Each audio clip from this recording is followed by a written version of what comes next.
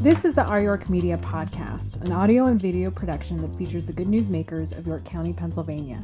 I'm your host, Rebecca Hanlon.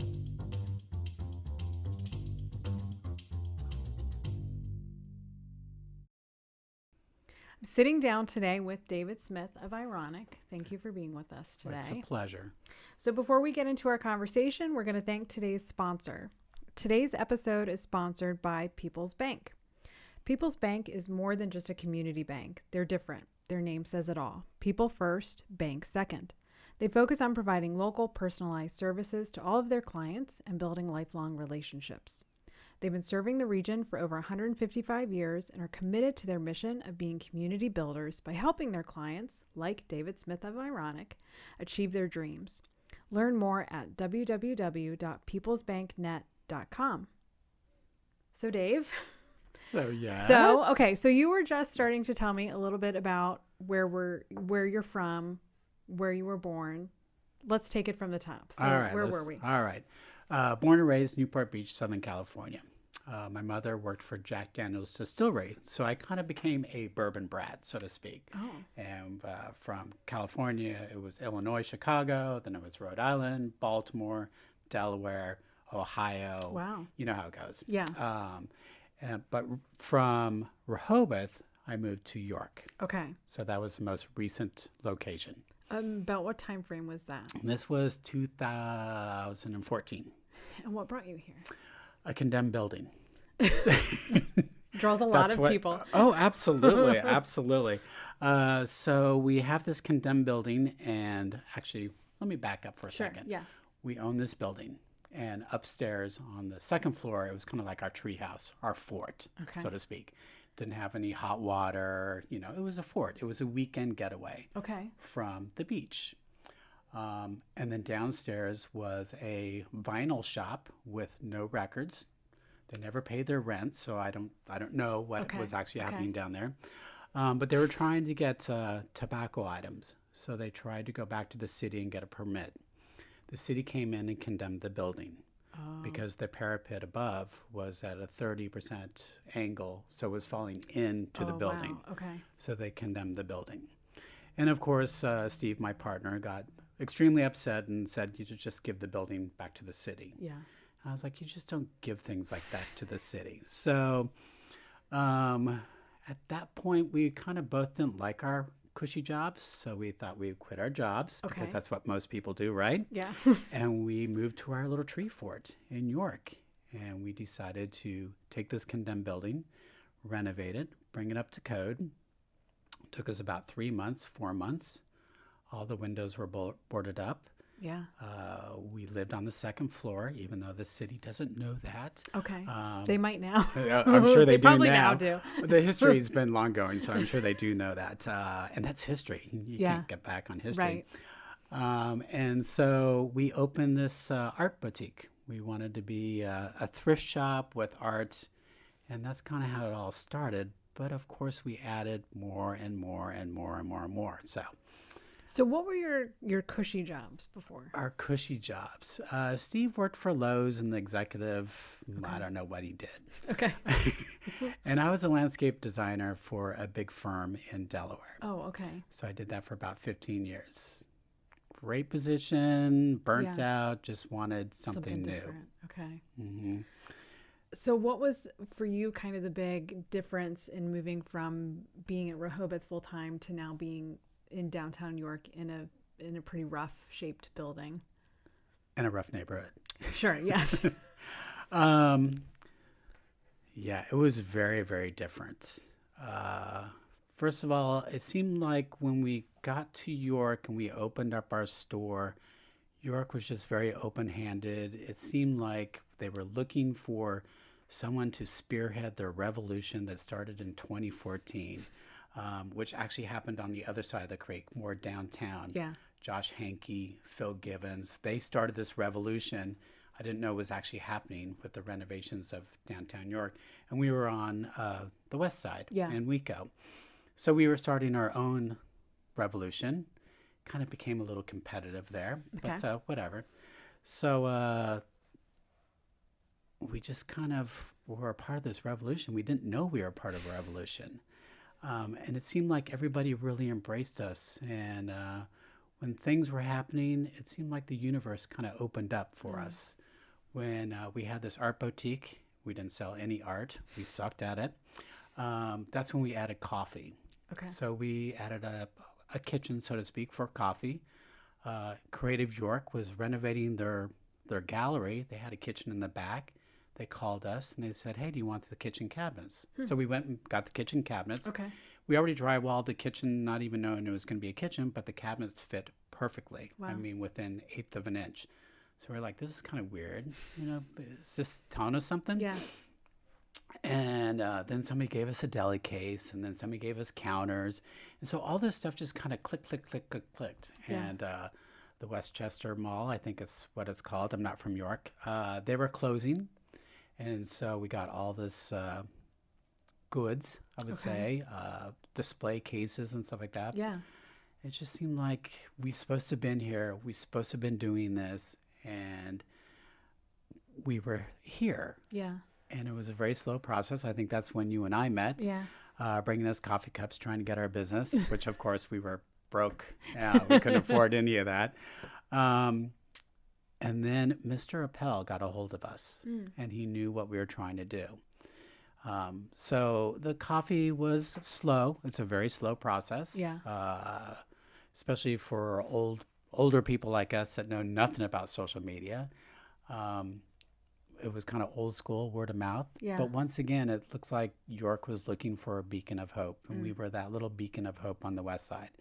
So everybody did their part and came to our gallery, bought stuff, coffees. It was very slow. I can remember at very first when we broke $35. That was a big celebration. Wow. It was probably a month into it. I've never eaten so many molded blueberry muffins in my life and, old sandwiches, but that's what you did because you weren't making it, so to speak. Yeah.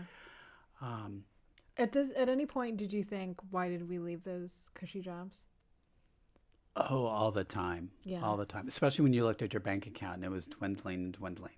You were like, all right, what's next? Yeah. I did jump in and I got a job with Royal Square, which was okay. very, very helpful.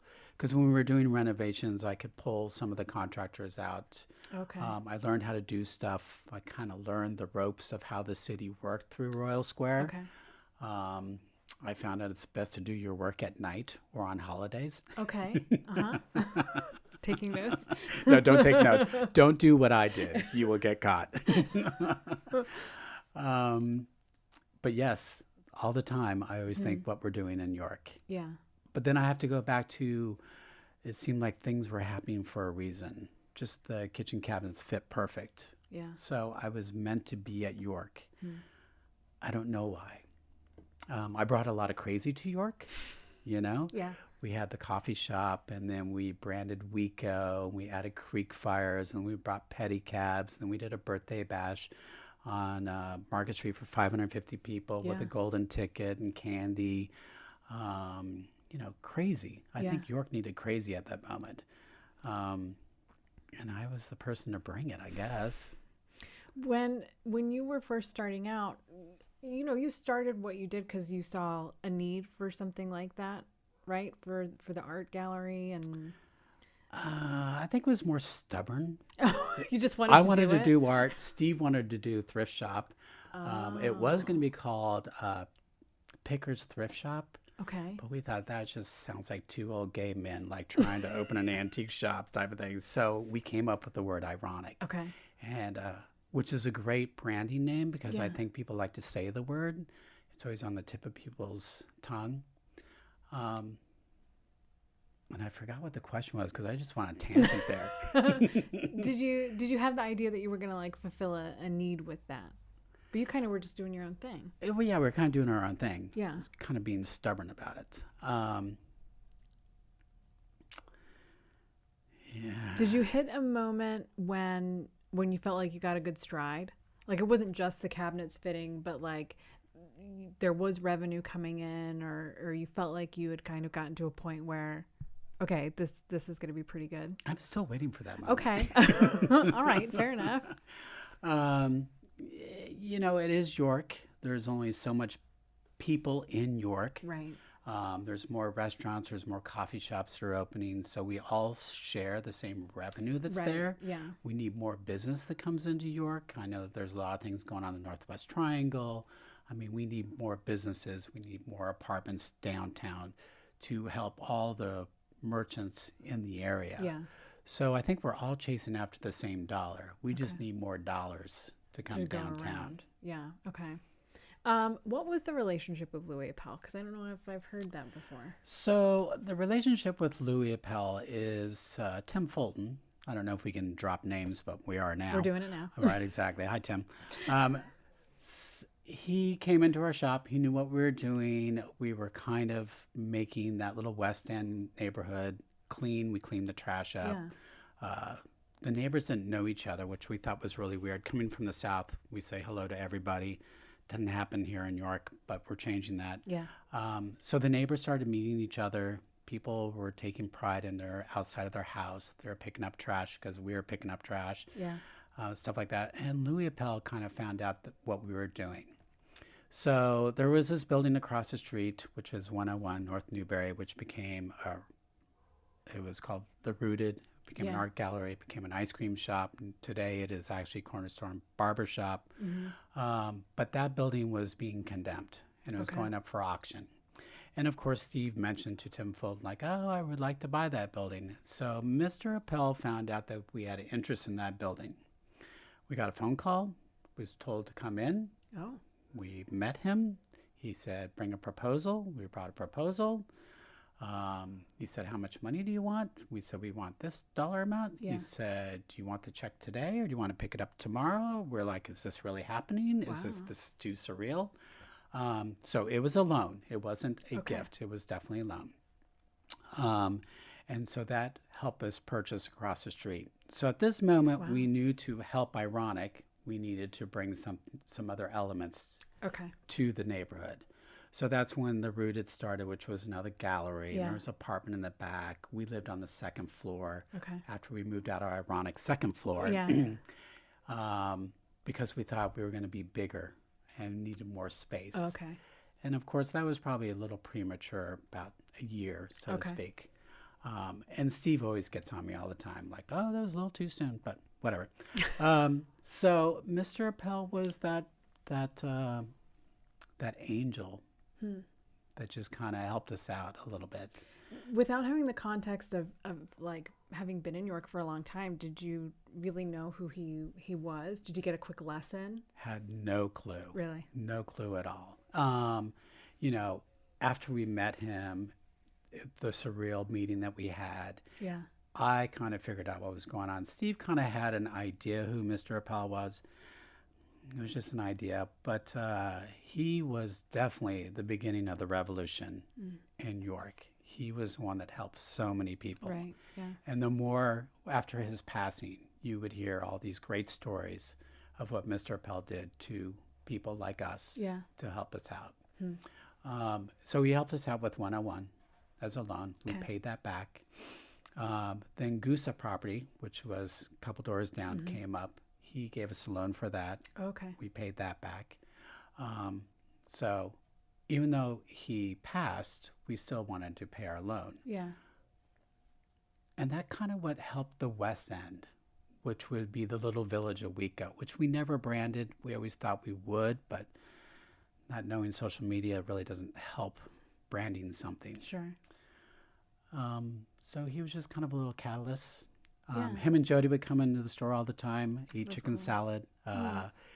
You could tell that he was just really helping us out. He would buy stuff that I don't think he ever used. I don't know why he bought it, but he helped us with, purchases. He sent people our way.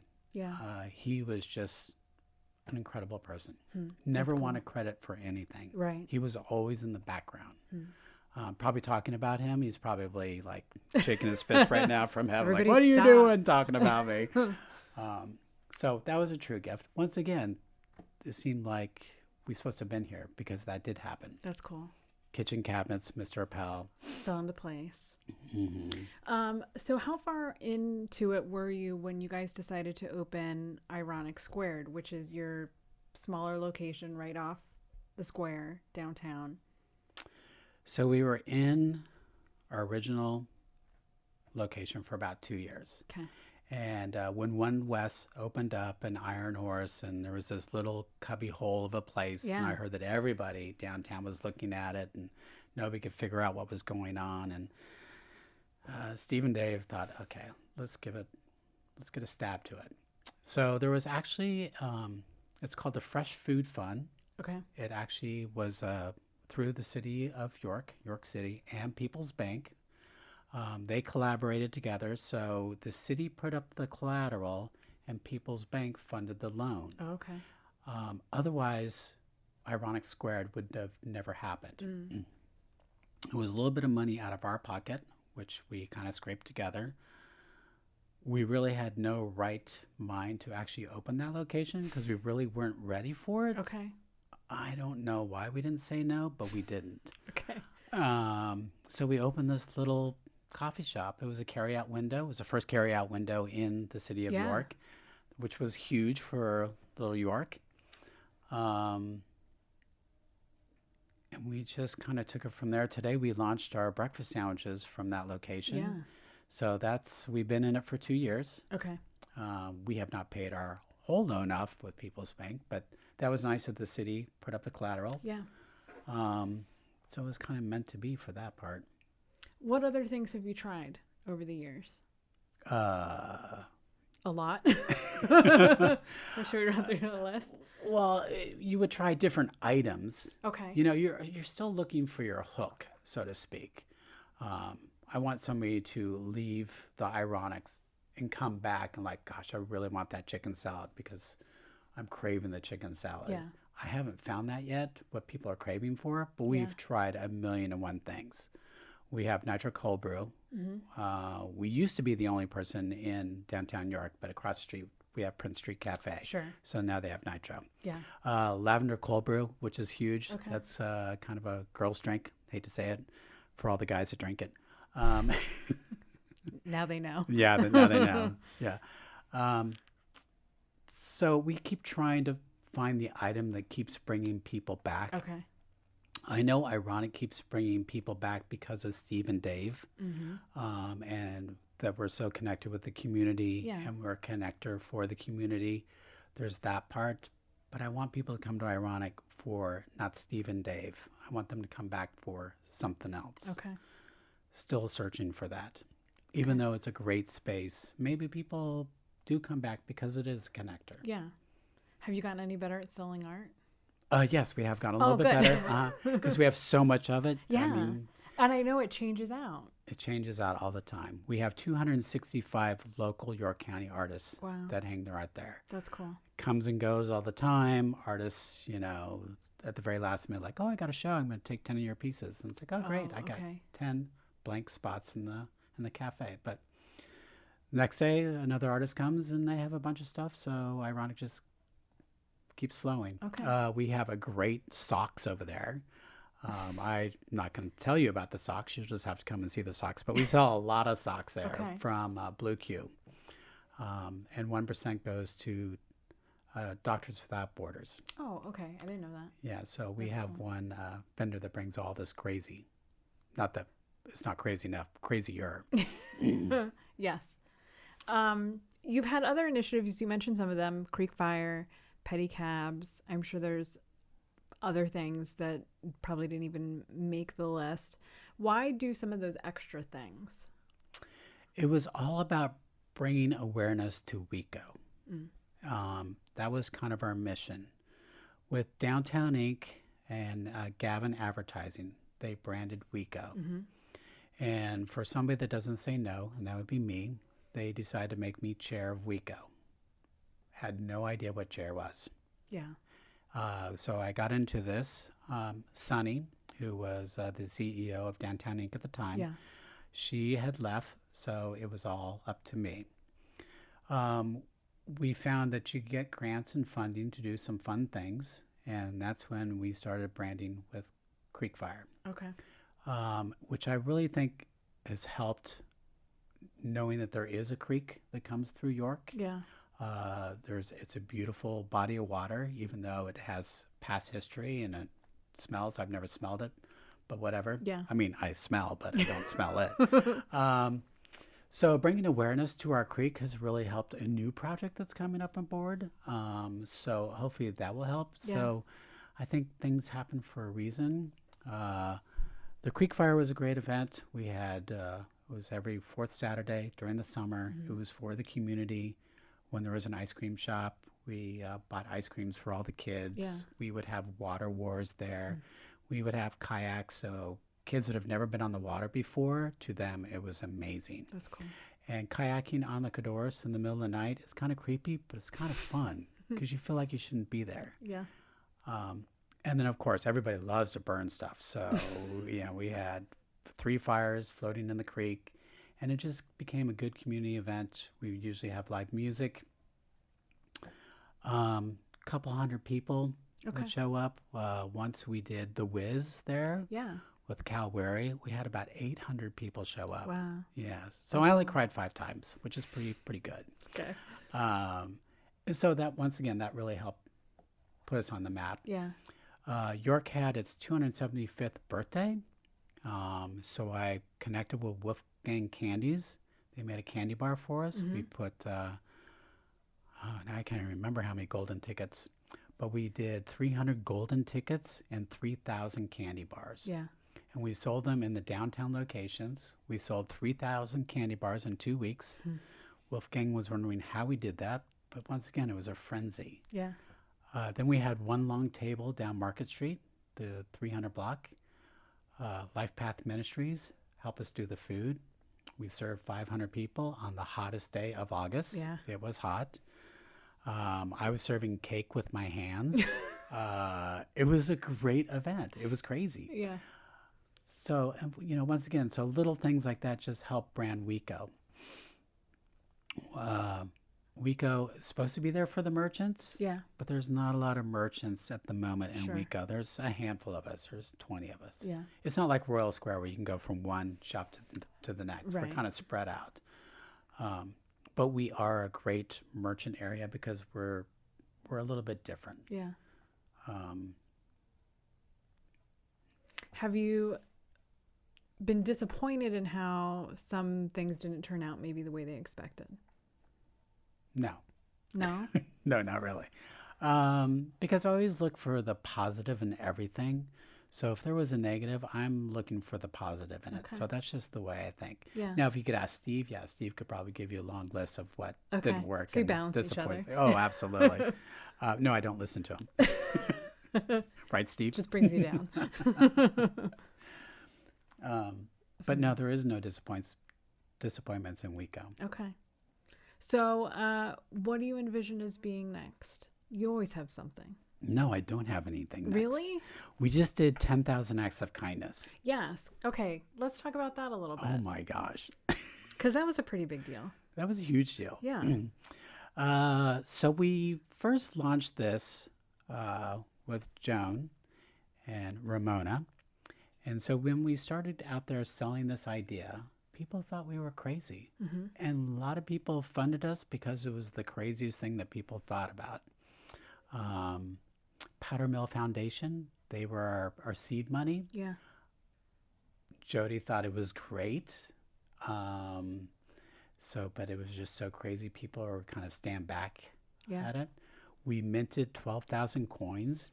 So once again, for the birthday bash, you needed a golden ticket. Right. Here you needed an act of kindness coin. Yeah. And so we minted 12,000 of them. We gave our first 10,000 coins out in all of York County. It took about 3 months. Oh, wow. Which is pretty big. And it was a range of acts. Yes. Any act of kindness was something that could change your life, so to speak. But, I give a cup of coffee to somebody and that could change their life for the day. Who knows what something happens. Yeah. But an act of kindness. And at that time, York County really needed an act of kindness. Yeah. So to show 12,000 was really nice. Of course, we were trying to get Ellen DeGeneres to look at our way. Yeah. But we couldn't get her. Not a big deal. She's very busy. That's true. She is. At the end of 10,000 Acts of Kindness, you kind of accumulated this in a meal, right? A community meal at the end? Correct. So we had enough food for 5,000 people. Oh, wow. Okay. It was all catered. I drove the health department crazy, but we figured out a meal that we could actually serve that was. What did it end up being? It ended up being sandwiches. Okay. So because I know at one point you were talking like rice and beans. Like what could you do to feed like a mass amount of people? Right. And every time we would come up with a great idea, they said no. Okay. So the sandwiches that you would find in a vending machine, they were actually prepackaged. Oh, That's okay. what we went with. Okay. And I do have to say, they were pretty good sandwiches. Yeah. They were very good sandwiches, Good. actually. I was totally blown away. So, yeah, we had enough food for 5,000 people. Okay. I think for our event, probably about 4,000 Okay. arrived. It was a free event, free meal. At the very end of the event, we had so many cookies and chips and iced tea and sandwiches that we pretty much gave it all away. So at the very end, it became like Black Friday at Walmart. You know, it was like free food for everybody. But seeing a 6-year-old with a case of cookies, you knew he was like the king of the neighborhood for the whole week. Yeah. Or his little sister had to do all his chores for cookies, you know. So that box of cookies was very powerful for that young kid. Yeah. But it was really great to just see all that food and stuff go places. That's cool. We had some great sponsors that really helped us out. Yeah. And after we were done, they were like, so what about next year? I don't know about next year. Yeah. I mean, do you make something like that an annual thing, or how do you continue the message of what it was? So we think that we're probably going to do kindness concerts that would not feed people. You bring your own chair and something to eat. Something communal. Yeah, but there's a little committee, so the committee really has to decide what's next. Okay. I would like to be there, but in the same breath, I don't know if I'm ready. Okay. So I have to learn how to say no, but that's not in my makeup. I was going to say, how's that going? It's not going very well. Okay. Mm-hmm. I'm here, aren't I? That's true. I did get you at this table. Right. So I don't know what's next. I really want to see what York is going to do next. That Northwest Triangle really fascinates me. Okay. There is a building called the Fortress. Mm-hmm. We all been waiting for that, so I think that's going to come up. You know, but York is so different from when we moved here 5 years ago. Yeah. You could do First Friday, all of it in one night. Right. Now you have to pick a district. Just kind of stick to it, or yeah. Yeah, you can barely get through the district. So York is such a better place. What do you think for you and your perspective, the time that you've been here, what to you has been, you know, one of the most transformative things in York? The amount of people that are coming down to see what York is doing. Just the amount of people on the weekends or walking in the evening. I know they don't live downtown because I've never seen them downtown, but it kind of warms my heart that all these people are coming downtown and spending their money. Yeah. So they're really helping the rebirth of York. Yeah. And I know it was Mr. Appel's vision to see York prosper again, like he remembers from the 50s. Yeah. So I'd like that legacy to keep going. And I know that there's other people that were a part of the revolution in the beginning, that's their mission also. What do you think WeCo still needs? Funding. Okay. WeCo is doing what WeCo should be doing, because WeCo is a very organic transition or building block. Yeah. It doesn't have huge funding where a developer can come in and change it overnight type of thing. So WeCo is striding a little bit. I know that Downtown Inc. is talking about moving the border up towards Hartley Street down Philadelphia to kind of incorporate that commercial section. Yeah. I know that WeCo needs to be more residential because there's a lot of residential housing stock there. Right. And I know a lot of people have put their eyes towards the west side, thinking that's probably the better place to buy and live. Okay. I would really like to see WeCo maybe pushed all the way to Dream Rights, Carlisle Avenue. That would be cool. I mean, because it is west of the Codorus. Right. It's within city limits, yeah. Yeah. And this is just a thought I have. I know that everybody's trying to be more inclusive.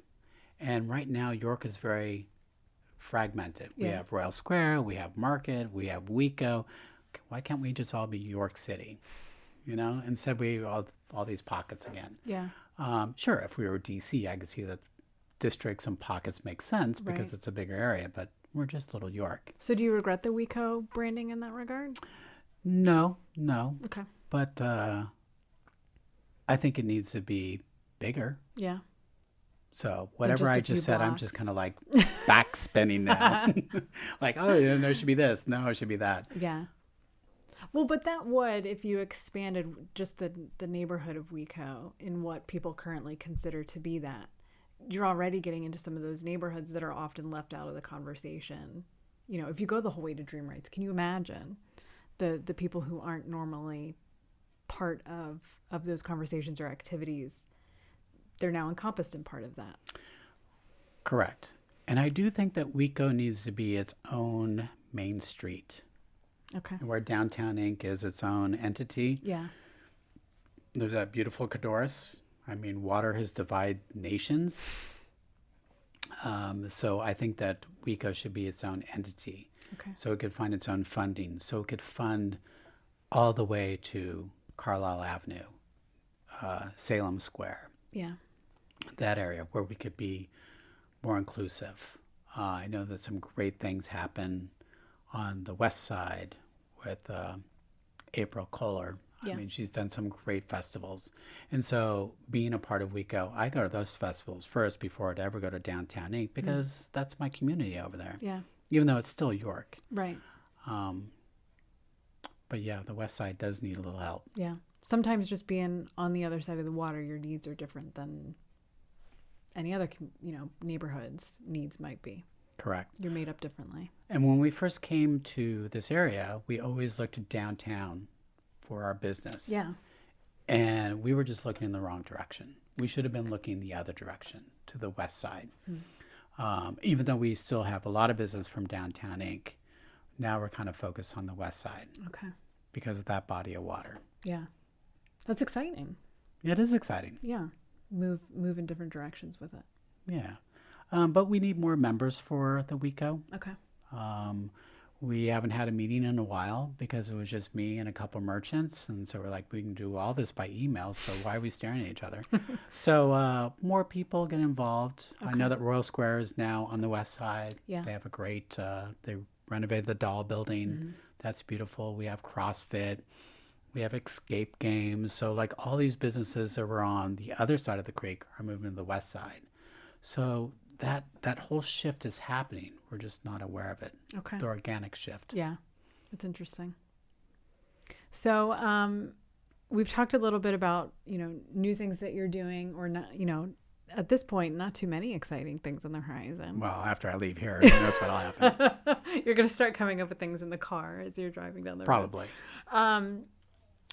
What would you like to see, I think, in general? You talked about, coming here and transformations and being new to the area.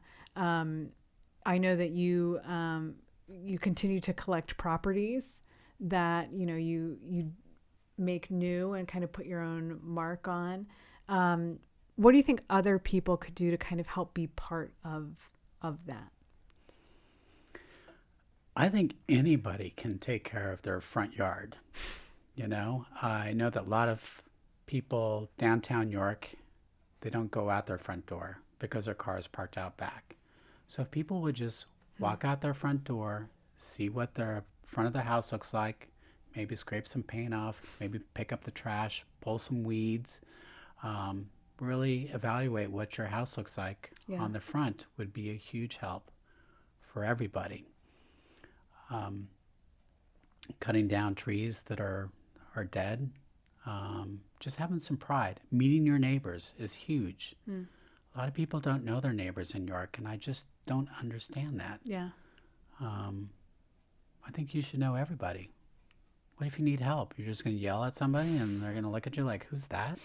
Now you can yell their name, like, Janet, help me, help me. So that's helpful. But I think everybody just needs to look at their own stuff, their own inventory, so to speak, and see what they can do to improve the outside of their home. Yeah. You'd be amazed how much trash is out there. Sure. Yeah. And just little steps. Yeah. Baby steps. That's how we did it. Everything was a baby step. Yeah. It was just notching everything up. Well, it's been really cool to see the changes that you've made and the transformations. I mean, I remember even when you opened up the second floor and how exciting that was at Ironic, and opening up Ironic Squared, and just all these little steps and the additions and transformations. It's been really cool to watch. Thank you. Yeah. Thank you. It's been a lot of hard work. Yeah, I'm sure. Oh, yeah, a lot of behind the scenes. A lot of broken backs. Yeah. We need a jacuzzi. Oh, next. If anybody knows. Right, please send a jacuzzi our way. And you know, where we were on the 200 block, we've sold the building across the street, which has become the barber shop. Yes. But then we bought something 2 blocks Right. deeper into the west. Yes. I don't know why we did that, but that's okay. Because we feel like we have to move to the west to help out the west. And that, once again, it's not going to be huge. We're just cleaning up trash, putting a pot out front with flowers, little things. But then the neighbors are noticing, what are these guys doing? So we're just taking pride in our property, hoping that other people take pride too. That's cool. The ripple effect moves on down. Something like that. Now there's 2 condemned buildings like 4 doors down. So Royal Square is like, hey, I'm like, no, hey, no, hey, go back. Need a little break from all of that. Yes, it takes a lot of money to renovate a building. Oh, sure. Yeah. To what it's supposed to be. Yeah.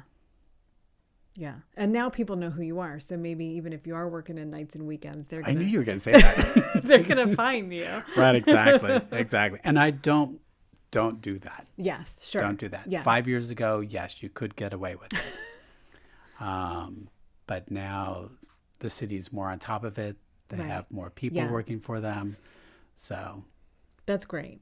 And it's really, one thing that's really great about York is, you know, City Hall, you know everybody. Yeah. You can go there and get your information.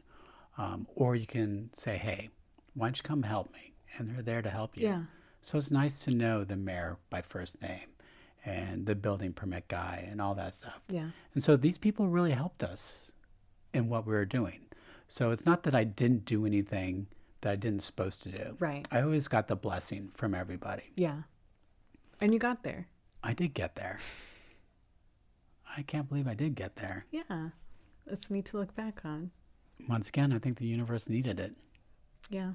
York needed it. York still does need it. Yeah. But there's so many great things that are happening downtown. So many great people are taking pride in it.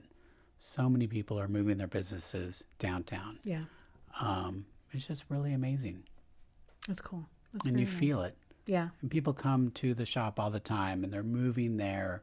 Where should we buy? Or, you know, do you know of any places for rent or for sale? And so there's a lot of inquiries, and a lot of empty nesters are moving downtown. Right. Yeah. Yeah. I mean, we've seen a lot happen in, 5 years or so, but I think a lot more is still going to happen in the coming years, and it'll be interesting to see what else York comes up with to fill the gaps. Yes. And the core of downtown has definitely rippled out. Yeah. So we're just not 2 blocks of downtown. Yeah. We're 5 and 6 blocks now. So that's only going to help. Yeah, for sure. That's awesome. Well, Dave, thanks so much. My pleasure. For making time to come out. Hopefully I didn't say too much and get me in trouble. I don't think we have to bleep anything, so I think we're okay. No, I meant like, working at night type of thing. Oh, well, we'll run it by our people. It'll be fine. All right. Thanks, Dave. You're welcome.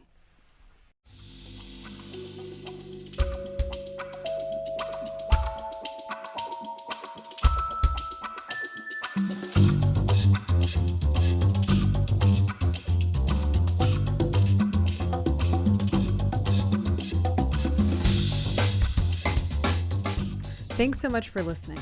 For more information on Our York Media and our Good News Initiative, you can visit ouryorkmedia.com. We appreciate your attention and give bonus points for those who subscribe. We want to thank People's Bank for sponsoring this episode.